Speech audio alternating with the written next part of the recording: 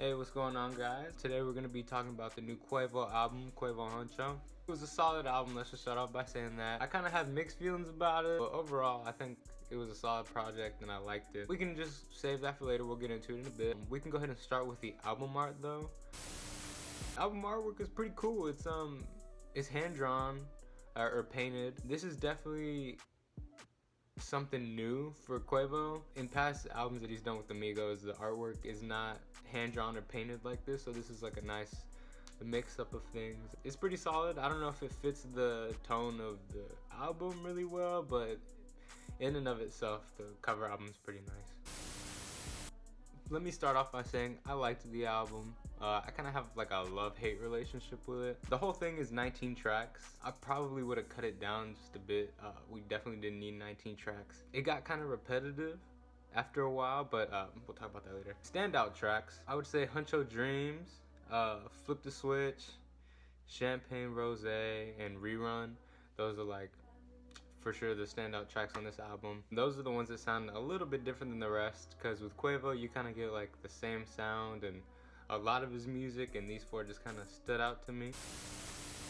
Overall, it was a solid project. It's what you would expect a Quavo album to be. I would say if I wanted something else from this album, I would have wanted him to maybe push a little bit more. He could be a little bit more creative. It's kind of the same thing that you always get, so I would have liked to see him, take that next step. Since this is his debut album, take that next step to show his skill and show what he can bring to the table.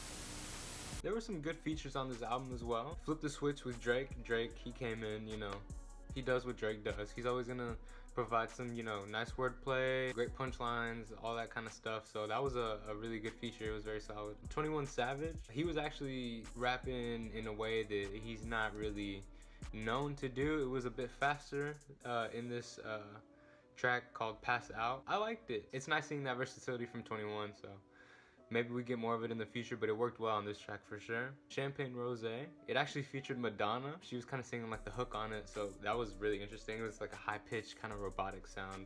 I was really into it. It was pretty cool. And that same track features Cardi B. She went off. Cardi B's gonna do what Cardi B does. She brings the energy, she brings the hype. Not too lyrical, but she brings a lot of energy to the song, so I liked it for that reason. And then Rerun with Travis Scott. I think this is probably the best feature on the album. Travis Scott, just like Cardi, he brings in a lot of energy, but his wordplay is a little bit on another level, and he complements Quavo really well. They have a very similar sound, so whenever they get on a track together, it sounds usually pretty good.